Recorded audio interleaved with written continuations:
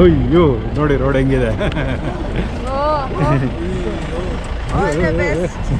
ಚೆನ್ನಾಗಿ ಚಳಿ ಆಗ್ತಾ ಇದೆ. ನಾವು ಸಮ್ಮರ್ಗೆ ರೆಡಿಯಾಗಿ ಬಂದಿದ್ದು.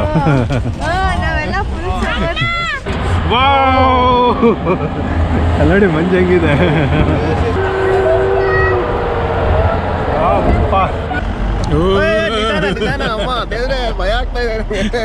ಒಂದು ಹಳ್ಳಿಯಲ್ಲಿ ಒಂದು ಪ್ರಕೃತಿಯಲ್ಲಿ ಆರಾಮಾಗಿ ಒಂದು ಮನೆ ಮಾಡ್ಕೊಂಡು ಆರಾಮಾಗಿ ಇದ್ಬಿಡ್ಬೇಕಪ್ಪ ಅಂತ ಎಲ್ಲರದು ಕನಸಿರುತ್ತೆ. ಯಾವಾಗಲಾರು ಒಬ್ಬನಿಗಾರು ಜೀವನದಲ್ಲಿ ಯಾವ್ದಾದ್ರು ಒಂದು ಸಮಯದಲ್ಲಿ ಅನಿಸಿರುತ್ತೆ. ಆ ನಿಮ್ಮ ಕನಸನ್ನ ಒಂದು ದಿನ 2 ದಿನ 3 ದಿನಕ್ಕಾರ ನನಸು ಮಾಡ್ಕೊಳ್ಳೋದೇ ಈ ಹೋಮ್ ಸ್ಟೇಗಳ ಉದ್ದೇಶ. ಮತ್ತು ಒಂದೇ ಜಾಗದಲ್ಲಿ ನಮಗೆ 4 ಜಿಲ್ಲೆ ನಾವಿರತಕ್ಕಂಥ ಜಿಲ್ಲೆ ಸೇರಿ 4 ಜಿಲ್ಲೆ ಇದೆ. ನಾವು ಇದೇ ದಾರಿಯಲ್ಲಿ ಬಂದಿದ್ದು. ನಮ್ಮ ವೆಹಿಕಲ್ಸಲ್ಲೇ ಇಷ್ಟು ದೂರ ಬಂದಿದ್ದು. ಒಂದೊಟ್ಟು ವೆಹಿಕಲ್ಸಲ್ಲಿ ಪಾರ್ಕ್ ಮಾಡಿದ್ದೀವಿ. ಈಗ 4 ವೀಲ್ ಡ್ರೈವ್ ಜೀಪ್ ಬರುತ್ತೆ. ಆ ಜೀಪ್ ಹತ್ಕೊಂಡು ನಾವು ಈ ಬೆಟ್ಟ ಏನು ಕಾಣಿಸ್ತಾ ಇದೆ ಈ ಬೆಟ್ಟ ಹತ್ಕೊಂಡು ಹೋಗಬೇಕು. ನಾವು ಹೋಗಬೇಕಾದಂಥ ವೆಹಿಕಲ್ ಬರ್ತಾ ಇದೆ. ಮತ್ತೆ ಓಪನ್ ಜೀಪಲ್ಲಿ ನಾವು ಹೋಗ್ತಾ ಇರೋದು.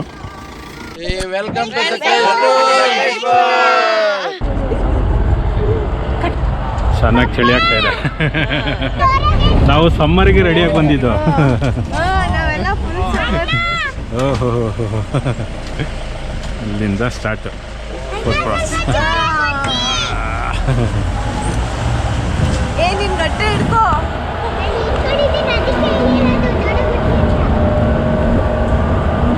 ನೋಡಿ ಎಲ್ಲರೂ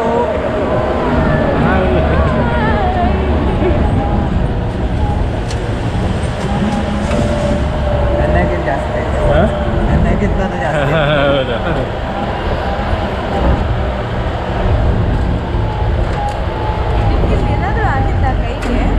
ನಂದು ಇದು ವೈಟ್ ಪ್ಯಾಚಸ್ ಮರಿ ಕಂಟೇಜಿಯಸ್ ಅಲ್ಲ. ನನಗೆ ಏನೋ ಕೈಗೆ ಇವಾಗ ಫ್ರೆಶ್ ಗಾಯ ಮಾಡ್ಕೊಂಡಿದ್ದೀರಾ ಆ ಥರ ಕಾಣಿಸ್ತು.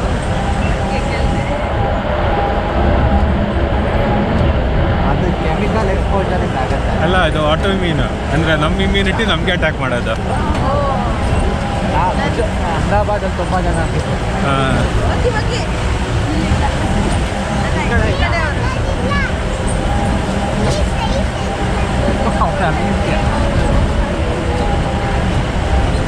ಹುಳು ಚಟ್ನಿಯಾಗಿ ಹೋಗ್ತಾಳ ಅಂತ ಇಲ್ಲ ಅಲ್ಲ.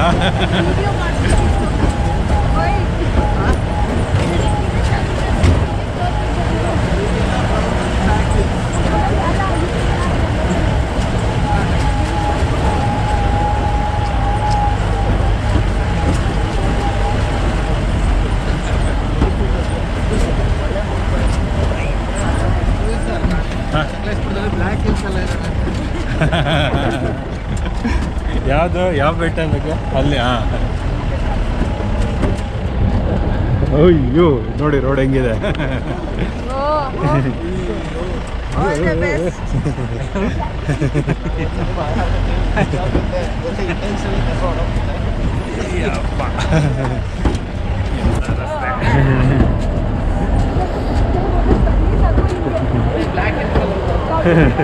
ಬ್ಲ್ಯಾಕ್ ಹಿಲ್ಸ್ ಅಲ್ಲಿ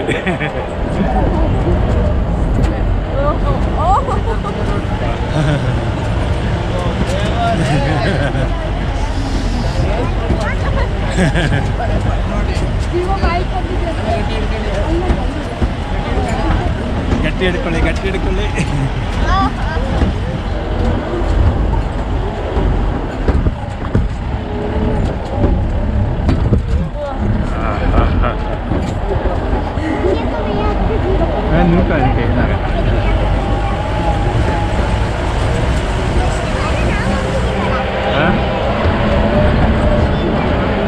ಬ್ಲ್ಯಾಕ್ ಹಿಲ್ಸ್.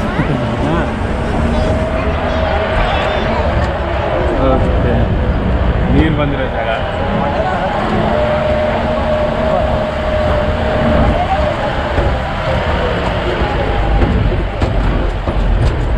ಇದೇ ಬ್ಲ್ಯಾಕ್ ಇಲ್ಲ ಫುಲ್ಲು ಬೆಂಕಿ ಸಿಟ್ಟು ಬ್ಲ್ಯಾಕ್ ಆಗೋಗಿದೆ.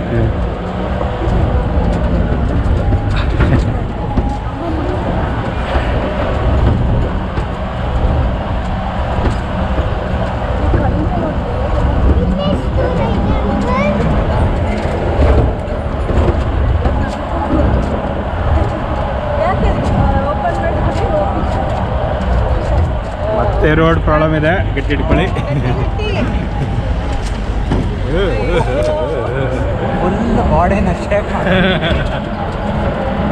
ನನಗೆ ಕಾಲು ನೋವಿಗಿಂತ ಕೈ ನೋವು ಹೋಗ್ತಾರೆ ಅದನ್ನ ಹಿಡ್ಕೊಂಡು. ಇದನ್ನ ಇಟ್ಕೊಂಡೆ ಮತ್ತೆ ಒಂದು ದೊಡ್ಡ ಹಳ್ಳ. ನೋಡಿ ಅಲ್ಲಿ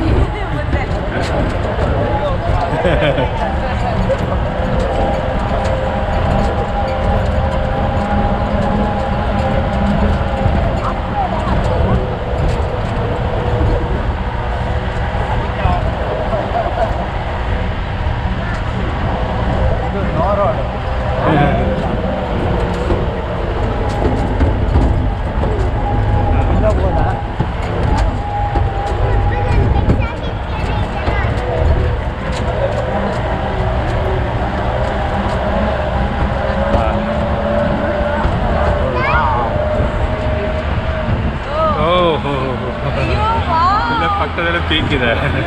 ವಾವ್, ಅಲ್ಲಡಿ ಮಂಜು ಹೆಂಗಿದೆ.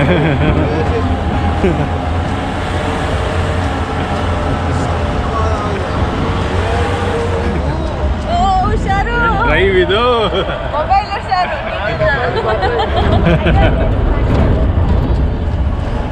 ಓ, ಇನ್ನೊಂದು ಪೀಕ್.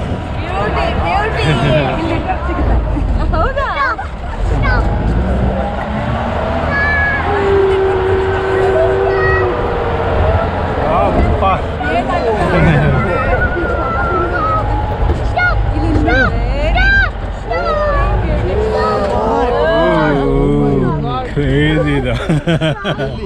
ನಾವೀಗ ನೋಡ್ಬೋದು ಒಂದು ಅದ್ಭುತವಾದ ಸ್ವರ್ಗ ಸಮಾನವಾದಂತ ಒಂದು ಸ್ಥಳದಲ್ಲಿ ಬಂದು ನಿಂತಿದ್ದೀವಿ. ನಮ್ಮನೇಲಿ ಕರ್ಕೊಂಡ್ ಬಂದಿದ್ದು ಜಯಪ್ರಕಾಶ್ ಅವರು. ಇವ್ರು ಬಂದ್ಬಿಟ್ಟು ಸಕಲೇಶ್ಪುರ ಹೋಮ್ ಸ್ಟೇ ಅಸೋಸಿಯೇಷನ್ದು ಸೆಕ್ರೆಟರಿ ಕೂಡ. ಜಯಪ್ರಕಾಶ್ ಅವರೇ ನಮಸ್ಕಾರ. ನಮಸ್ಕಾರ. ಸ್ವಲ್ಪ ನಮಗೆ ವಿವರಣೆ ಕೊಡ್ತಾರೆ, ಎಲ್ಲಿದ್ದೀವಿ, ಇಷ್ಟು ಅದ್ಭುತವಾದ ಸ್ಥಳ ಹೆಂಗ್ ಬಂದ್ವಿ ಅಂತ? ನಾವೀಗ ಹೊಸಳ್ಳಿ ಬೆಟ್ಟ ಅನ್ನೋ ಒಂದು ಒಳ್ಳೆ ನಮ್ಮ ಪಶ್ಚಿಮ ಘಟ್ಟದ ಸಾಲಿನಲ್ಲಿರೋದಂಥ ಒಂದು ಸುಂದರವಾದ ತಾಣದಲ್ಲಿದ್ದೀವಿ. ಇದು ನಮ್ಮ ಸಕಲೇಶ್ಪುರ ತಾಲೂಕಿಂದ ತಾಲೂಕ್ ಹೆಡ್ ಕ್ವಾರ್ಟರ್ ಇಂದ ಇಲ್ಲಿಗೆ 30 ಕಿಲೋಮೀಟರ್ ದೂರದಲ್ಲಿ ಇರ್ತೀವಿ. ಸುತ್ತಮುತ್ತ ನೀವು ನೋಡ್ಬೋದು 360 ಡಿಗ್ರಿ ಅಂದ್ರೆ ಲಿಟ್ರಲಿ 360 ಡಿಗ್ರಿ ವ್ಯೂ ಇಲ್ಲಿ ಕಾಣ್ತಾ ಇರುತ್ತೆ. ನಾವು ಕಾರ್ ಅಥವಾ ಬೇರೆ ಏನಾದ್ರು ವೆಹಿಕಲ್ ಬಂದ್ರೆ 1.5 ಕಿಲೋಮೀಟರ್ ಹಿಂದೆನೆ ನಾವು ಗಾಡಿ ನಿಲ್ಲಿಸಿ ಅಲ್ಲಿಂದ ಜೀಪ್ಗಳು ಅಥವಾ ಮಹೀಂದ್ರ ಪಿಕಪ್ ಆ ಥರ 4x4 ಆಪ್ಷನ್ ಅಲ್ಲಿ ನಾವು ಇಲ್ಲಿ ಮೇಲೆ ಬರ್ಬೇಕಾಗುತ್ತೆ. ಮತ್ತೆ ಇದು ವಿಶೇಷತೆ ಏನು ಅಂದ್ರೆ ಈ ಕಂಬಗಳದ್ದೇನಿದೆ ಇದೆಲ್ಲ 4 ವರ್ಷಕ್ಕೊಂದ್ಸಲ ಸುತ್ತ ಹೆಚ್ಚು ಕಡಿಮೆ 4 ರಿಂದ 5 ಸಾವಿರ ಜನ ಸೇರಿ ಇಲ್ಲೊಂದು ಪೂಜೆ ನಡೆಯುತ್ತೆ. ದೊಡ್ಡ ಮಟ್ಟದಲ್ಲಿ ಜನ ಸೇರ್ತಾರೆ. ಈ ಊರಿನ ಎಲ್ಲ ಊರಿನವರೆಲ್ಲ ಎಲ್ಲಿ ಹೊರಗಡೆ ಇದ್ದವ್ರು ಕೂಡ ಅವತ್ತು ಬಂದು ಇಲ್ಲಿ ಇದು ಇರುತ್ತೆ. ಅದೊಂದು ಮುಖ್ಯವಾದ್ದು. ಗುಡ್ಡದ ರಂಗಸ್ವಾಮಿ ಅಂತ ಹೇಳಿ ದೇವರ ಹೆಸರು. ಸೊ ಅದ್ರದ್ದು ಒಂದು ದೊಡ್ಡ ಮುಂಚೆಯಿಂದ ನಡ್ಕೊಂಡ್ಬಂದು ಈಗ ಜನ ಸೇರೋ ಸಂಖ್ಯೆ ಜಾಸ್ತಿ ಆಗಿದೆ. ಮತ್ತೆ ಪ್ರಕೃತಿ ಇದು ನಾವು ನೋಡ್ತಾ ಇರೋದು ಪೀಕ್ ಸಮ್ಮರ್ದು. ಇದು ಮಳೆಗಾಲದಲ್ಲಂತೂ ಸ್ವರ್ಗ ಸದೃಶ ಅಲ್ಲ, ಸ್ವರ್ಗನೇ ಆಗಿರುತ್ತೆ. ಈಗಲೂ ನೋಡ್ಬೋದು ನಾವು ಫಾಗೆಲ್ಲ ಅಲ್ಲಿ ಸೆಟ್ಲ್ ಆಗಿರೋ ಅಂಥದ್ದು. ಮತ್ತೆ ಇದು ಇನ್ನೊಂದು ಡಬಲ್ ಆಗಿ ಕೆಲಸ ಮಾಡುತ್ತೆ ಅಂದ್ರೆ ನೀವು ಅಲ್ಲಿ ನಿಮ್ಮ ಕಾರ್ ಆದ್ರೆ ಅಲ್ಲಿ ನಿಲ್ಲಿಸ್ಬಿಟ್ಟು ಬಂದು 1.5 ಕಿಲೋಮೀಟರ್ ಟ್ರೆಕ್ ಮಾಡ್ಬೋದು. ಟ್ರೆಕ್ ಮಾಡಿದಾಗ ಒಂದು ಒಳ್ಳೆ ನಿಮಗೆ ಫಿಸಿಕಲ್ ಎಕ್ಸರ್ಸೈಸ್ ಆಗುತ್ತೆ, ಜೊತೆಗೆ ಅದ್ಭುತವಾದ ಜಾಗ ನೋಡಿದ್ದು ಒಂದು ಅನುಭವನೂ ನಿಮಗೆ ಸಿಗುತ್ತೆ. ನಾವು ಅಸೋಸಿಯೇಷನ್ ಕೂಡ ಆಗಿ ಮತ್ತೆ ಯಾವುದೇ ಪ್ರಕೃತಿ ತಾಣಗಳಲ್ಲಿ ನಾವು ಊಟ ತಗೊಂಡಾಗ ಊಟ ಮಾಡೋದನ್ನ ನಾವು ಅಷ್ಟು ಎನ್ಕರೇಜ್ ಮಾಡಲ್ಲ. ಯಾಕೆಂದ್ರೆ ಇನ್ನು ನಾವು ಫುಡ್ ವೇಸ್ಟ್ನೆಲ್ಲ ನಾವು ವಾಪಸ್ ಅಷ್ಟೇ ಜಾಗ್ರತೆಯಾಗಿ ಅಷ್ಟೇ ಜವಾಬ್ದಾರಿ ವಾಪಸ್ ತಗೊಂಡು ಹೋಗ್ತಾ ಇಲ್ಲ. ಯಾಕಂದ್ರೆ ಇಷ್ಟು ಸುಂದರವಾದ ಜಾಗನ ನಾವು ನೋಡಿ ಅನುಭವಿಸಕ್ಕೆ ನಮಗೆ ಹಕ್ಕಿದೆ ಹೊರತು ಒಂದು ಸಣ್ಣ ಪ್ಲಾಸ್ಟಿಕ್ ಕವರ್ ಕೂಡ ಹಾಕ್ಲಿಕ್ಕಾಗ್ಲಿ ಅಥವಾ ಇದನ್ನ ಗಲೀಜ್ ಮಾಡಕ್ ನಮಗೆ ಹಕ್ಕಿಲ್ಲ. ಇದೇ ಸ್ಥಿತಿಯಲ್ಲಿ ನಾವು ಮುಂದಿನ ಜನಾಂಗ ಕೊಡೋದೇ ನಮ್ಮ ಜವಾಬ್ದಾರಿ ಇರುತ್ತೆ. ಹಾಗಾಗಿ ನೀವು ಫುಡ್ಗಳನ್ನ, ಯಾಕಂದ್ರೆ ನಾವು ಹೋಮ್ ಸ್ಟೇ ಅವರಾಗಿ ನೀವು ಇಲ್ಲಿಗೆ ಬರ್ತಾ ಇದ್ದೀರಾ ಅಂದ್ರೆ ಯಾವ್ದಾದ್ರು ಹೋಮ್ ಸ್ಟೇಗಳಲ್ಲಿ, ರೆಸಾರ್ಟ್ಗಳಲ್ಲಿ, ಹೋಟೆಲ್ಗಳಲ್ಲಿ ಉಳ್ಕೊಂಡಿರ್ತೀರ, ನೀವು ಊಟ ತಿಂಡಿ ವ್ಯವಸ್ಥೆ ಅಲ್ಲಿ ಮಾಡಿ ಇಲ್ಲಿ ಬಂದು ಪ್ರಕೃತಿನ ಎಂಜಾಯ್ ಮಾಡಿ ಅಂತ ನಾವು ಕಳಕಳಿಯಿಂದ ಕೇಳ್ಕೊಂತೀವಿ. ಇನ್ ಕೇಸ್ ಏನಾದ್ರು ನೀವು ತಂದ್ರೂ ಕೂಡ ಅಷ್ಟೇ ಜಾಗ್ರತೆಯಲ್ಲಿ, ಯಾಕೆಂದ್ರೆ ಇಲ್ಲೊಂದು ಎಷ್ಟೋ ಇನ್ನೂ ಸಕಲೇಶ್ಪುರ ಆಗ್ಲಿ ನಮ್ಮ ಜಾಗಗಳಾಗ್ಲಿ ಇನ್ನೂ ರಾ ಅಂತ ಹೇಳ್ಬೋದು, ಯಾವುದೇ ಥರದ ಆ ಮಟ್ಟಕ್ಕೆ ಹಾಳಾಗಿಲ್ಲ. ಈಗ ಜಾಸ್ತಿ ಪ್ರವಾಸಿಗರು ಬಂದಾಗ ನಮ್ಗೆ ಅಷ್ಟೇ ಖುಷಿ ಇದೆ, ಜೊತೆಗೆ ಅಷ್ಟೇ ಒಂದ್ ಕಡೆ ಭಯನೂ ಇರುತ್ತೆ, ಎಲ್ಲಿ ನಮ್ಮ ಎಲ್ಲ ಹಾಳಾಗ್ಬಿಡುತ್ತೆ ಅನ್ನೋ ಜಾಗಗಳು ಅಂತ. ಸೊ ಜವಾಬ್ದಾರಿಯುತ ಪ್ರವಾಸಿಗರು ಬರ್ತಾ ಇದ್ದಾರೆ. ಸೊ ಹಾಗಾಗಿ ಹೀಗೆ ಉಳ್ಕೊಳ್ಳುತ್ತೆ ಅನ್ನೋದು ನಮ್ಮ ಆಶಯ. ಹಾಗೆ ಈಗ ವೀಕೆಂಡ್ಸ್ ನಲ್ಲಿ ಪ್ಯಾರಾಗ್ಲೈಡಿಂಗ್ ಕೂಡ ಇಲ್ಲಿ ಸ್ಟಾರ್ಟ್ ಮಾಡಿದ್ದಾರೆ. ಹೊಸಳ್ಳಿ ಬೆಟ್ಟ ಮತ್ತೆ ಪಟ್ಲಾ ಬೆಟ್ಟ ಅಂತ ಹೇಳಿ ಅವತ್ತಿನ ದಿನ ಹೇಗೆ ಅದ್ರ ಗಾಳಿ ಇರುತ್ತೆ ಅದನ್ನ ನೋಡ್ಕೊಂಡು ಅವರು ಬೆಂಗಳೂರಿಂದ ಬಂದು ಆಪರೇಟ್ ಮಾಡ್ತಾರೆ. ಮಾಡ್ತಾರೆ. ಪ್ರವಾಸಿಗರು ವೀಕೆಂಡ್ ಬಂದಾಗ ಅದನ್ನು ಕೂಡ ಒಂದು ಅನುಭವ ತಗೋಬಹುದು, ಒಂದು ರೋಮಾಂಚನ ಅನುಭವ ಕೊಡುತ್ತೆ ಅದು ಖಂಡಿತ. Okay okay. ಸೊ ಇಲ್ಲಿ 360 ಡಿಗ್ರಿ ನಮ್ಗೆ ಕಾಣಿಸ್ತಾ ಇದೆ. ಸೊ ಏನೇನು ಯಾವ್ಯಾವ ಜಾಗಗಳು ನಮ್ಗೆ ಇಲ್ಲಿಂದ ಕಂಡು ಬರ್ತಾ ಇದೆ ಸ್ವಲ್ಪ? ಹೊಸಳ್ಳಿ ಬೆಟ್ಟದ ವಿಶೇಷತೆ ಏನು ಅಂದ್ರೆ ಆಗ್ಲೇ ಹೇಳಿರ್ತಾರೆ 360 ಡಿಗ್ರಿ ವ್ಯೂ ಕಾಣ್ತಾ ಇದೆ. ಹೌದು. ಮತ್ತೆ ಇದರಲ್ಲಿ ನಿಮ್ಗೆ ಕಾಣ್ತಾ ಇರೋ ಬೆಟ್ಟಗಳಲ್ಲಿ ನಿನ್ನೆ ನಾವು ಭೇಟಿ ಕೊಟ್ಟಂತ ಪಟ್ಲಾ ಬೆಟ್ಟ, ಅದು ಅದು ಚಿಕ್ಕದಾಗಿ ಕಾಣ್ತಾ ಇರೋದು. ಅದ್ರ ಪಕ್ಕನೆ ಈ ದಿಕ್ಕಲ್ಲಿ ಏನು ಎತ್ತರವಾದ ಬೆಟ್ಟ ಕಾಣ್ತಾ ಇದೆ ಅದು ಪುಷ್ಪಗಿರಿ ಬೆಟ್ಟ. ಅದು ಕೊಡಗು ಜಿಲ್ಲೆಗೆ ಸೇರುತ್ತೆ. ಪುಷ್ಪಗಿರಿ ಮತ್ತೆ ಅದಕ್ಕೆ ಶೇಷ ಪರ್ವತ ಅಂತ ಕೂಡ ಹೇಳ್ತಾರೆ.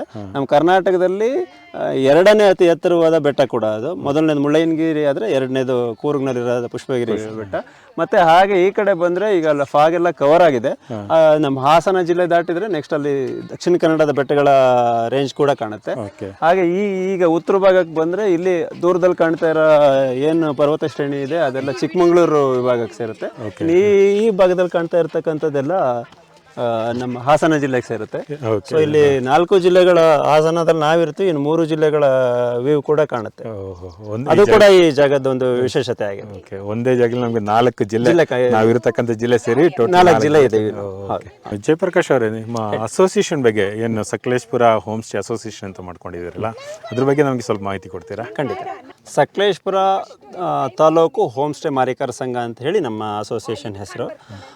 ಇದರಲ್ಲಿ ನಾವು 103 ಜನ ಇದ್ದೀವಿ ಇವತ್ತಿನವರೆಗೆ. ಇದ್ರ ಉದ್ದೇಶ ಏನಂತ ಅಂದರೆ, ಇದು ಅನ್ಆರ್ಗನೈಸ್ಡ್ ಆಗಿರುತ್ತೆ. ಮತ್ತು ನಾವು ಹೋಮ್ ಸ್ಟೇ ಮಾಡಿರೋರು ಯಾರಿಗೂ ನಮಗೆ ವ್ಯವಸ್ಥಿತವಾದ ಟ್ರೈನಿಂಗ್ಗಳು ಏನು ಇರಲ್ಲ. ಎಲ್ಲ ಮಾಡಿದ್ದೀವಿ ಅಂತ ನಾವು ಮಾಡಿದ್ದೀವಿ, ಆ ಥರ ನಡೆದಿರುತ್ತೆ. ಸೊ ಅದಕ್ಕೆ ಒಂದು ವ್ಯವಸ್ಥಿತವಾದ ಇದು ಬೇಕು, ಕ್ವಾಲಿಟಿ ನಾವು ಕೊಡಬೇಕು ಅಂತ ಹೇಳೋ ಉದ್ದೇಶದಿಂದ ನಾವು ಬಹುಶಃ ಒಂದು 5-6 ವರ್ಷದ ಹಿಂದೆ ನಾವು ಅಸೋಸಿಯೇಷನ್ ಸ್ಟಾರ್ಟ್ ಮಾಡೋದು. ಒಂದು 7 ಜನ ಸೇರಿ ಸ್ಟಾರ್ಟ್ ಮಾಡೋದಂತ ಇವತ್ತು 103 ಜನ ಇದ್ದೀವಿ. ಹೋಮ್ ಸ್ಟೇ ಅಂತಂದರೆ ನೀವು ಅತಿಥಿಗಳು, ನೀವು ಬೆಂಗಳೂರು ಅಂತ ಒಂದು ನಗರದಲ್ಲಿ ಏನು ವಾಸಿಸ್ತೀರ, ಯಾವುದೇ ನಗರಗಳಲ್ಲಿ ಏನು ವಾಸಿಸ್ತೀರ, ನಿಮಗೆ ಎಲ್ಲರಿಗೂ ಒಂದು ಕನಸಿರುತ್ತೆ. ಒಂದು ಹಳ್ಳಿಯಲ್ಲಿ, ಒಂದು ಪ್ರಕೃತಿಯಲ್ಲಿ ಆರಾಮಾಗಿ ಒಂದು ಮನೆ ಮಾಡ್ಕೊಂಡು ಆರಾಮಾಗಿ ಇದ್ಬಿಡ್ಬೇಕಪ್ಪ ಅಂತ ಎಲ್ಲರದು ಕನಸಿರುತ್ತೆ. ಯಾವಾಗಲಾರು ಒಬ್ಬನಿಗಾರ ಜೀವನದಲ್ಲಿ ಯಾವ್ದಾದ್ರು ಒಂದು ಸಮಯದಲ್ಲಿ ಅನಿಸಿರುತ್ತೆ. ಆ ನಿಮ್ಮ ಕನಸನ್ನ 1 ದಿನ 2 ದಿನ 3 ದಿನಕ್ಕಾರ ನನಸು ಮಾಡ್ಕೊಳ್ಳೋದೇ ಈ ಹೋಮ್ ಸ್ಟೇಗಳ ಉದ್ದೇಶ. ಮತ್ತು ಅದೇ ಕೂಡ ಆಗುತ್ತೆ. ಸೊ ಅಟ್ಲೀಸ್ಟ್ ನೀವು ಅಂಥ ಜಾಗದಲ್ಲಿ ನಮ್ಮ ಜಾಗ ಹೋಮ್ ಸ್ಟೇ ಇರುತ್ತೆ ಅಥವಾ ನಮ್ಮ ಮನೆ ಇರುತ್ತೆ. ನೀವೇನು ಮಾಡ್ತೀರಾ, ನಮ್ಮ ಮನೆಗೆ ಬರ್ತೀರಾ, ನಮ್ಮ ಮನೇಲಿ ಬಂದು ನಮ್ಮ ಜೊತೆ ಉಳ್ಕೊಂಡು ನಮ್ಮ ಊಟ ತಿಂಡಿ ಏನು ಆಹಾರ ಶೈಲಿ ಏನಿರುತ್ತೆ ಅದನ್ನು ನೋಡ್ತೀರಾ, ನಮ್ಮ ಜೀವನ ಶೈಲಿ ನೋಡ್ತೀರಾ. ನಮ್ಮ ಜೀವನ ಶೈಲಿ ಅಂದರೆ ನಾವು ಮೂಲತಃ ಕಾಫಿ ಬೆಳೆಗಾರರು ಇದ್ದೀವಿ. ಸೊ ಕಾಫಿ ಏನಿದೆ, ಕಾಫಿ ತೋಟದಲ್ಲಿ ಸುತ್ತಾಡ್ತೀರಾ ನೀವು. ಕಾಫಿ ಕಪ್ಪವ್ರಿಗೆ ಬರ್ಬೇಕಾದ್ರೆ ಎಷ್ಟು ಶ್ರಮ ಇರುತ್ತೆ ಮತ್ತು ಏನೇನು ನಡೆಯುತ್ತೆ ಪ್ರೊಸೆಸ್ಸು, ಎಲ್ಲದ್ರ ಬಗ್ಗೆ ನಾವು ಮಾಹಿತಿ ಕೊಡ್ತೀವಿ. ಸೊ ಅದು ನಮ್ಮ ಜೀವನ ಶೈಲಿ ಆಗಿರುತ್ತೆ. ಅವಲ್ದಲ್ಲೇ ನೀವು ಸುತ್ತಮುತ್ತ ಸುಂದರವಾದ ಪ್ರಕೃತಿ ತಾಣಗಳಿಗೆ ನಮ್ಮ ಸಕಲೇಶ್ಪುರದಲ್ಲಿ ಬರನೇ ಇಲ್ಲ. ಸೊ ಹಾಗಾಗಿ ಅದನ್ನು ಕೂಡ ನೀವು ನೋಡ್ಬೋದು. ನಿಮ್ಮ ಇಂಟ್ರೆಸ್ಟ್ ಏನಿದೆ, ನೀವು ಟ್ರೆಕ್ಕಿಂಗ್ ಮಾಡ್ತೀರಿ ಅಂತಂದರೆ ನಾವು ನಮ್ಮ ಅಕ್ಕಪಕ್ಕದಲ್ಲಿ ಎಲ್ಲಿ ಟ್ರೆಕ್ ಮಾಡ್ಬೋದು ನೀವು ಅಂತ ನಾವು ಗೈಡ್ ಆಗಿ ನಾವೇ ಹೇಳ್ತೀವಿ. ಯಾವುದೇ ಅತಿಥಿಗಳಿಗೆ ನಮ್ಮಲ್ಲಿ ಬಂದಾಗ ಮಾಹಿತಿಗಳು ಪೂರ್ತಿ ಕೊಡ್ತೀವಿ. ಅವ್ರು ಯಾವುದನ್ನು ಸೆಲೆಕ್ಟ್ ಮಾಡ್ತಾರೆ ಅದಕ್ಕೆ ನಾವು ಗೈಡ್ ಮಾಡಿ ಈ ಥರ ಮಾಡಬೇಕು ಅಂತ ನಾವು ವ್ಯವಸ್ಥಿತವಾಗಿ ಅವ್ರಿಗೆ ಹೇಳ್ತೀವಿ. ಓಕೆ. ನೀವು ಪ್ರಾಪರ್ ಸುಮ್ಮನೆ ಒಂದು ಟ್ರಾವೆಲ್ ಮಾಡ್ತಾ ಇದ್ದೀರಾ, ನನಗೆ ಇಲ್ಲೇ ಉಳಿಬೇಕು, ಜಸ್ಟ್ ಉಳಿದ್ಬಿಟ್ಟು ಬೆಳಿಗ್ಗೆ ಹೋಗಬೇಕು ಅಂತ ಅಂದರೆ ಜನರಲಿ ಲಾಡ್ಜ್ ನೀವು ಪ್ರಿಫರ್ ಮಾಡಿ. ಬಟ್ ಈಗ ಏನಾಗಿದೆ ಅಂದರೆ ನಮ್ಮ ಹೋಮ್ ಸ್ಟೇ ಸೆಕ್ಟರ್ ಎಷ್ಟು ಬಲವಾಗ್ತಾ ಇದೆ ಅಂದರೆ, ಉಳಿದೋಗೋದಕ್ಕೂ ಹೋಮ್ ಸ್ಟೇ ಉಳಿಯೋಣ ಅಂತ ಹೇಳ್ತಾರೆ. ಹೋಮ್ ಸ್ಟೇ ಹೇಗೆ ನಾವು ಬೇರೆಯವ್ರಿಗಿಂತ ಅಡ್ವಾಂಟೇಜ್ ನಮಗಿದೆ ಅಂತ ಅಂದರೆ, ನಾವೇ ಇರೋದ್ರಿಂದ ಕ್ಲೀನ್ಲಿನೆಸ್ ನಾವು ಯಾವಾಗಲೂ ಫಸ್ಟ್ ಪ್ರಿಫರೆನ್ಸ್ ಕೊಡ್ತಾರೆ ಯಾವುದೇ ಓನರು. ಹಾಗೆ ನಾವು ಕೊಡ್ತೀವಿ. ಬೇರೆಯವರು ಇರಲ್ಲ ಅಂತ ಹೇಳ್ತಾ ಇಲ್ಲ, ಅದಕ್ಕೆ ಹೆಚ್ಚಿಗೆ ಪ್ರಾಮುಖ್ಯತೆ ನಾವು ಕೊಟ್ಟಿರ್ತೀವಿ. ಓನರು ಗಂಡ ಹೆಂಡತಿ ಒಂದು ರನ್ ಮಾಡ್ತಾ ಇರೋ ಬಿಸ್ನೆಸ್ ಅಂದರೆ ನೀವು ಗಂಡ ಹೆಂಡತಿ ಯಾವುದೇ ಯೋಚನೆ ಇಲ್ಲದಲ್ಲೇ ಮುಲಾಜಿಲ್ದಲ್ಲೇ ಬಂದು ಉಳ್ಕೊಬೋದು. ಆದರೆ ನೀವು ಚಿಕ್ಕ ಗ್ರೂಪ್ ಬರ್ತೀರಾ ಅಥವಾ ನಾವು ಒಂದು ಫ್ಯಾಮಿಲಿ ಬರ್ತೀವಿ, ನಮ್ಗೆ ಕಾಮಾಗಿರೋ ಜಾಗ ಬೇಕು ಅಂತ. ಯಾಕೆ ನೀವು ಬೆಂಗಳೂರಾಗಲಿ ಬೇರೆ ಯಾವುದೇ ನಗರದಿಂದ ಬರೋದು ಇಲ್ಲಿ ಕಾಮ್ನೆಸ್ಗಾಗಿ ಬರ್ತೀರಾ ಬಿಟ್ರೆ ಗೌಜುಗದಲ್ಲಿ ಅಲ್ಲೇ ಇದೆ. ಮತ್ತು ನಮ್ಮ ಹೋಮ್ ಸ್ಟೇಗಳಾಗಲಿ ನಮ್ಮ ಊರುಗಳಾಗಲಿ ನಮಗೆ ಇನ್ನೊಂದು ಬೆಂಗಳೂರು ಆಗೋದು ಕೂಡ ಬೇಡ. ಯಾಕಂದ್ರೆ ನೀವು ಬರ್ತಾ ಇರೋದೇ ಒಂದು ವ್ಯತ್ಯಾಸ ಬೇಕು ಅಂತೇಳಿ, ಆ ವ್ಯತ್ಯಾಸ ಒಂದು ಹಳ್ಳಿ ವಾತಾವರಣ ಅದಕ್ಕೆ ಬೇಕು. ಮತ್ತು ಮೋಜು ಮಸ್ತಿನೇ ನಮ್ಮ ಉದ್ದೇಶ ಅನ್ನೋರು ನೀವು ಬೆಟರ್ ನೀವು ನೋಡ್ಕೊಳ್ಳಿ, ಎಲ್ಲೆಲ್ಲಿಗೆ ಹೋಗಬೇಕು ಅಂತ ನೀವು ಡಿಸೈಡ್ ಮಾಡಿ. ಒಂದು ಸುಂದರವಾದ ತಾಣಗಳಲ್ಲಿ ತುಂಬ ಶುದ್ಧವಾದ ಲೋಕಲ್ ಸ್ಥಳೀಯವಾದ ಊಟ ತಿಂಡಿಗಳೇನು ಸಿಗುತ್ತೆ ಆ ಥರದ್ದು ನಾನು ಎಕ್ಸ್ಪ್ಲೋರ್ ಮಾಡ್ತೀನಿ ಅನ್ನೋರು. ಮತ್ತು ಇಲ್ಲಿ ತುಂಬ ಬಂದು ಗಲಾಟೆ ಮಾಡಲ್ಲ ನಾವು, ಅಲ್ಲಿರೋ ನೇಚರ್ ರೂಲ್ಸ್ನ ನಾವು ರೆಸ್ಪೆಕ್ಟ್ ಮಾಡ್ತೀವಿ ಅನ್ನೋರಿಗೆ ಯಾವಾಗಲೂ ನಾವು ಸಕಲೇಶ್ಪುರ ಆಗಲಿ, ಅಸೋಸಿಯೇಷನ್ ಆಗಲಿ, ಹೋಮ್ ಸ್ಟೇ ಆಗಲಿ ಎಲ್ಲರೂ ನಾವು ನಿಮ್ಮನ್ನು ಸ್ವಾಗತಿಸ್ತೀವಿ. ರೈಟ್ ಭಯ ಆಗ್ತಾ ಇದೆ. ಅಯ್ಯೋ ದೇವ್ರೆ, ನೋಡಲ್ಲ ಚಾನ್ಸೇ ಇಲ್ಲ.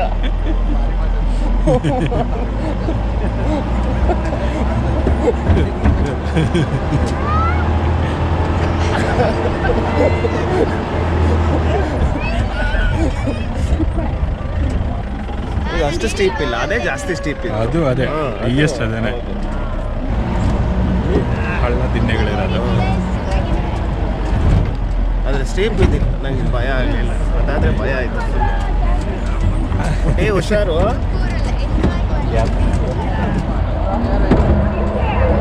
ಕೈ ಹಿಡಿಲೇಬೇಕು. ಹೌದು.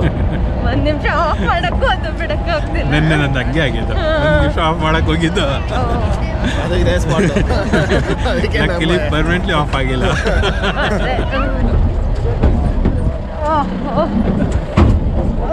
ಈ ಥರ ಆಗೋದನ್ನ ಕೆಳಗಿಂದ ಯಾರು ಶೂಟ್ ಮಾಡಬೇಕು ಅಲ್ವಾ? ನಿಂತ್ಕೊಂಡು ಶೂಟ್ ಮಾಡಿ ಓಡ್ಕೊಂಡು ಓಡ್ಕೊಂಡು ಹೋಗಿ ನಿಂತ್ಕೊಂಡು ಶೂಟ್ ಮಾಡಬೇಕು, ಚೆನ್ನಾಗಿದೆ ಅಲ್ವಾ? ಕ್ಯಾಮ್ರಾಮನ್ ಹೇರ್ ಮಾಡಿ ನೋ ಬಜೆಟ್. ನೋ ಬಜೆಟ್ ಅಂದ್ರೆ ನಾನೇ ಇದ್ದೀನಿ, ಎಷ್ಟು ಕೊಡ್ತೀರಾ? ಹೇಳಿ ಒಂದು ಕೊಟೇಶನ್. ₹100 ಓಕೆ. ಓಡೋಗಿ ಅಲ್ಲೋಗಿ ನಿಂತ್ಕೊಳ್ತೀನಿ. ಅಯ್ಯೋ ರೋಡ್ ಸಖತ್ತಾಗಿದೆ.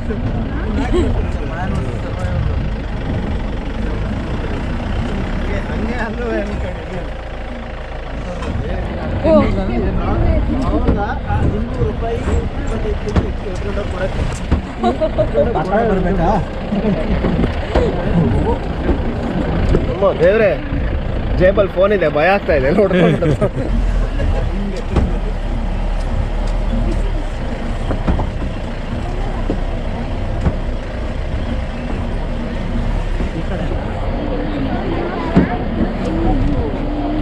ವೆಯ್ಟ್ ಹಾಕ್ರೆ ಟ್ರಾನ್ಸ್ಫರ್ ಮಾಡೋಕ್ಕೆ.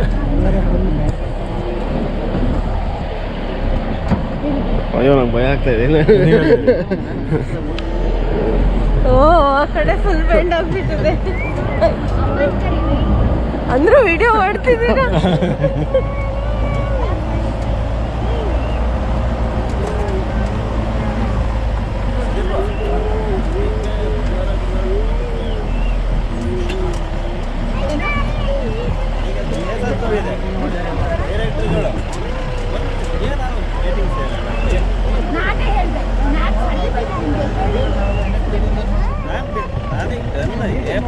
ರಾಜೀನಾಮೆ ಕೊಟ್ಬಿಟ್ರೆ ನಾನು ಸುದೀಪ್ ನಾನು ಏನಂತೆ ಒಂದು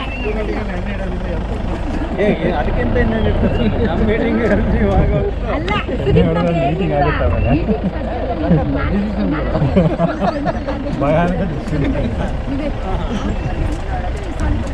ನಾನೇ ಹೇಳಿದೆ ನಾನು ಇನ್ನೊಂದು 2 ಗಂಟೆ